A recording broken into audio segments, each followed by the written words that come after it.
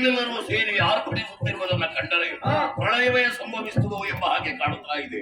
ಎಲ್ಲರೂ ಸಿಟ್ಟುಕೊಂಡಿದ್ದೀರಿ, ಸೃಷ್ಟಿಯನ್ನು ಸುಡುವುದಕ್ಕೆ ಮುಂದಾಗಿದ್ದೀರಿ. ಯಾಕೆ ಅಂತ ಕೇಳಬಹುದೇ?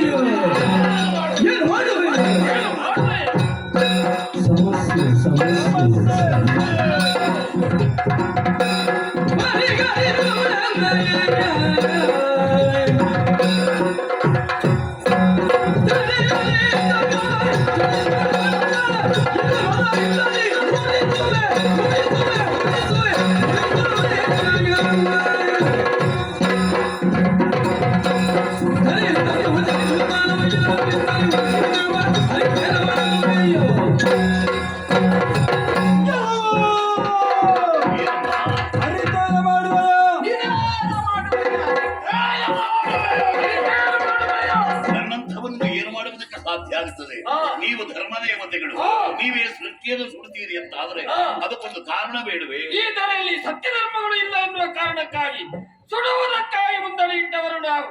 ಸಾಮಾನ್ಯನಂತಹ ನೀನು ಅರಿತು ಏನು ಮಾಡುವೆ? ನೀವು ಅರಿತುಕೊಂಡದ್ದು ಕಡಿಮೆಯಾಗಿ ನೀವು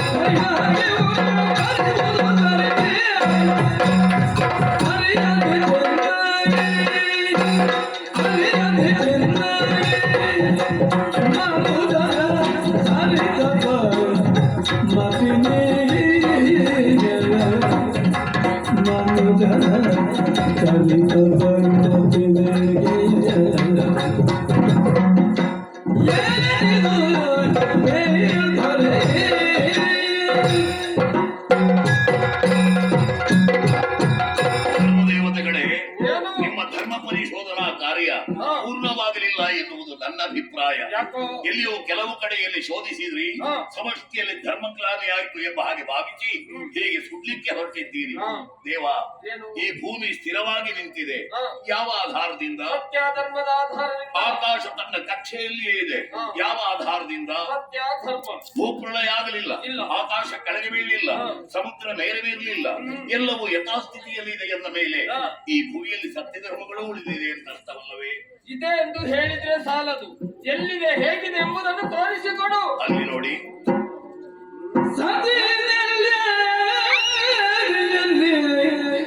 ಇರುವಳು ಪತಿಹಿತ ಸೇವೆಯಲ್ಲಿ, ಇರುವಳು ಪತಿಹಿತ ಸೇವೆಯಲ್ಲಿ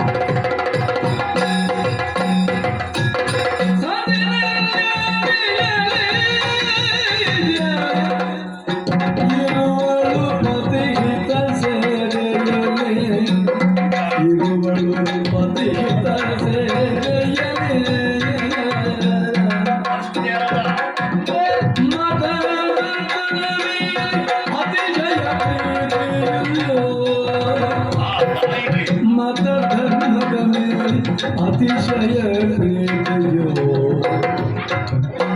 ಪತಿಹೀನರಲ್ಲಿ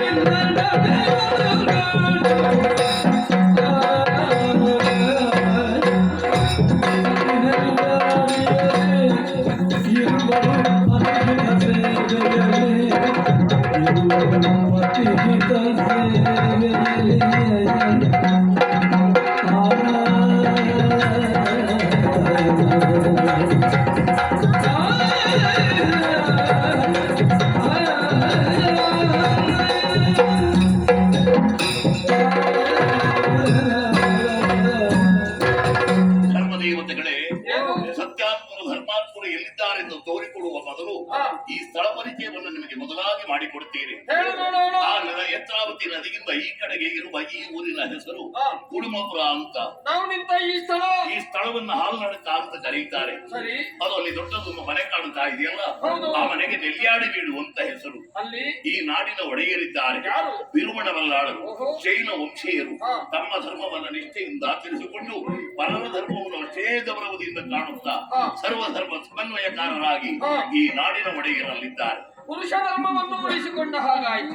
ಸ್ತ್ರೀ ಧರ್ಮವನ್ನು ಉಳಿಸಿಕೊಂಡವರು ಯಾರಾದ್ರೂ ಇದ್ದಾರಾ? ಒಡೆಯರ ಮಡದಿ ಅಮ್ಮುದೇವಿಯವರು ಓಹೋ. ಪತಿಯ ಹಿತವನ್ನೇ ಬಯಸಿಕೊಂಡು ಸದಾ ಪತಿ ಸೇವೆಯನ್ನ ಮಾಡುತ್ತಾ ಹಾ. ಹಿರಿಯರಿಗೆ ಮಗಳಂತೆ, ಕಿರಿಯರಿಗೆ ತಾಯಿಯಂತೆ, ಹಾ. ಸಮಾನರಿಗೆ ಸೋದರಿಯಂತೆ, ಹಾ. ಈ ಮೂರ ನಾರಿಯರಿಗೆಲ್ಲ ಆದರ್ಶ ವನಿತೆಯಾಗಿ ಆ ಮನೆಯನ್ನು ಬೆಳಗುತ್ತಾ ಇದ್ದಾರೆ. ಅವರು ಇಬ್ಬರೇ ಇರುವುದಾ? ಒಬ್ಬ ಮಗನಿದ್ದಾರೆ, ಹೇಗೆ ಹೆಸರು? ಕುಮಾರಯ್ಯ.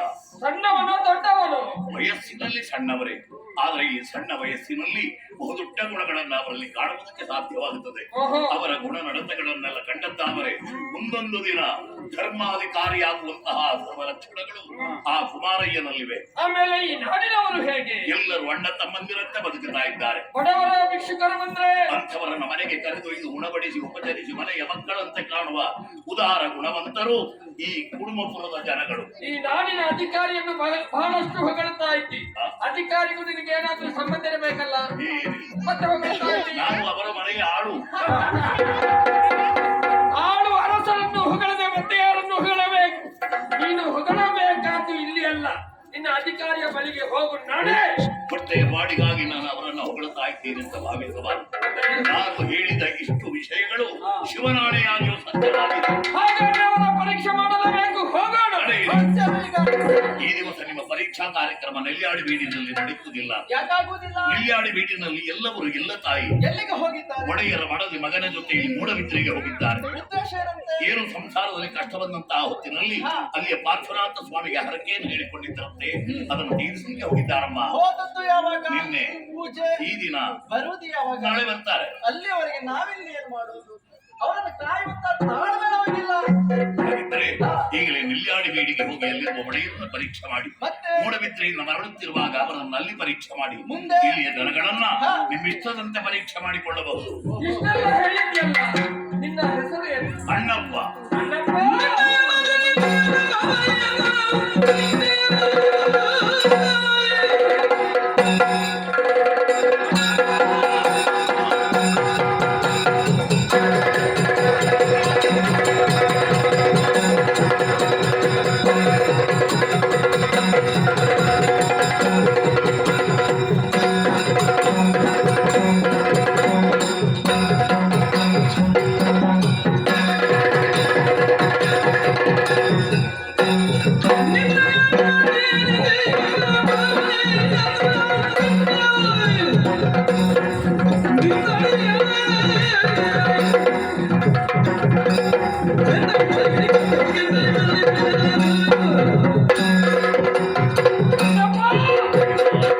ಮಾತುಗಳನ್ನು ಕೇಳುತ್ತಾ ಇದ್ದ ಹಾಗೆ ಸುಡುವಂತಹ ಭಾವನೆಯನ್ನೇ ಬಿಟ್ಟು ನಿನ್ನ ಒಡೆಯರನ್ನು ಪರೀಕ್ಷೆ ಮಾಡುವುದಕ್ಕೆ ಹೋಗ್ತೇವೆ.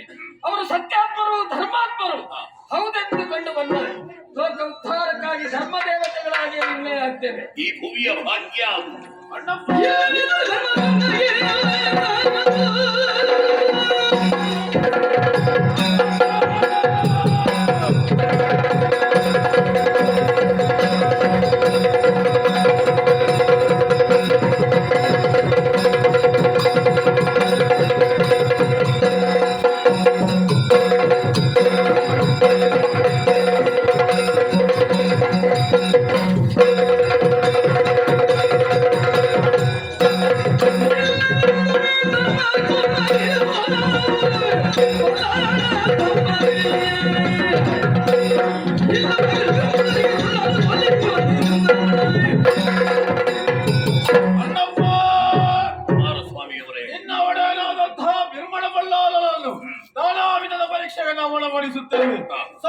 ಸತ್ಯಾತ್ಮರು ಧರ್ಮಾತ್ಮರ ಹತ್ರ ಹೌದು ಎಂದಾದರೆ ಧರೆಯಲ್ಲಿ ಧರ್ಮವನ್ನು ಬೆಳಗುವುದಕ್ಕೆ ನಾವು ಸಹಕಾರಿಗಳಾಗುತ್ತೇವೆ. ಎಲ್ಲಿಯಾದರೂ ಸತ್ಯ ಧರ್ಮವಿಲ್ಲವೆಂದಾದಲ್ಲಿ ನಾವು ಪಡುವ ಶಿಕ್ಷೆಗೆ ಒಳಗಾಗುವೆನೆಂದು ಎಚ್ಚರಿಕೆ.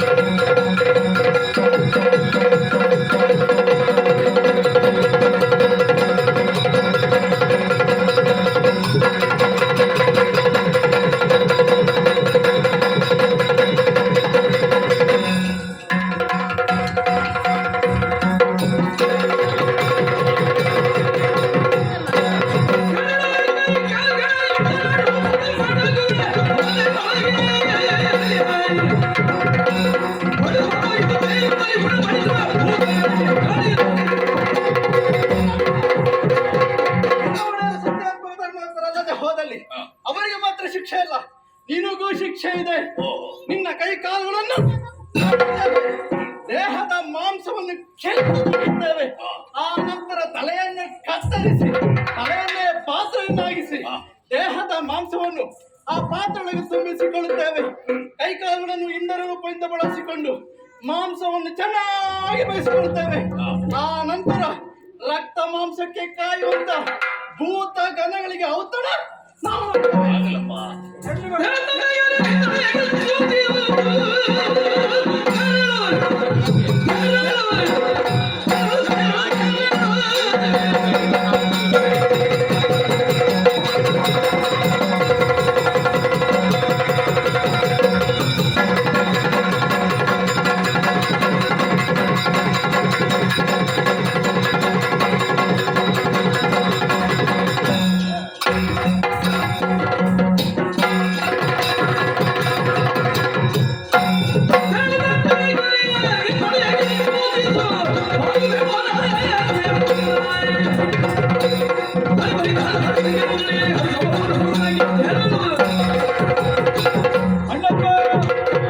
ಹೆದರಬೇಡ, ನಿನಗೆ ಬದುಕುವುದಕ್ಕೆ ದಾರಿಯನ್ನು ನಾವೇ ಹೇಳಿಕೊಡ್ತೇವೆ. ನಿಮಗೆ ಸಿಟ್ಟು ಬರ್ಲಿಲ್ವೇ? ಬಂದಿತ್ತು, ಹಾಗೆ ಕಾಣ್ತಿಲ್ಲ.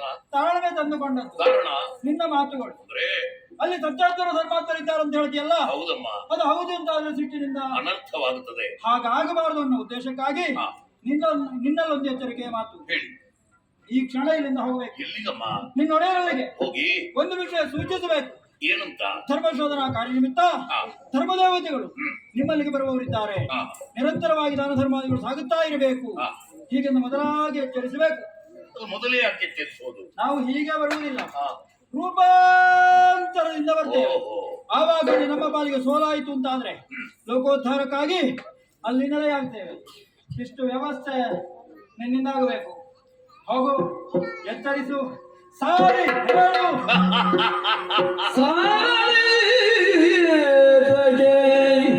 ಪಕ್ಷಿ ಬಳಗಕ್ಕೆ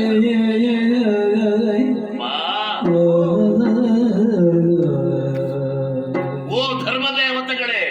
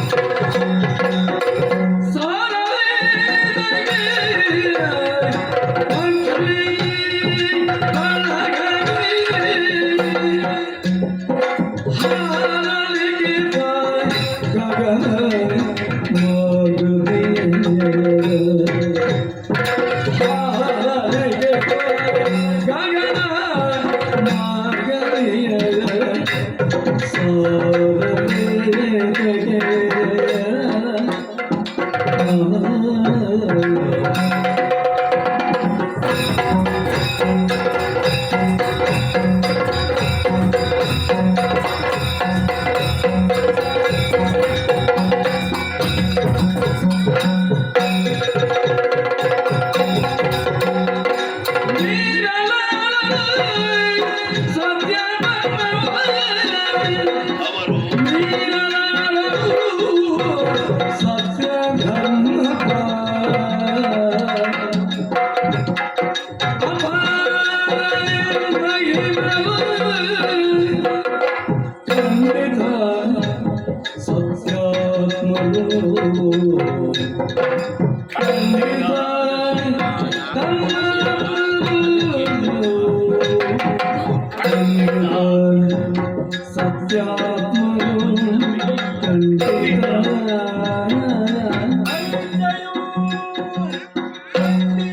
ಫಲಿತಾಂಶ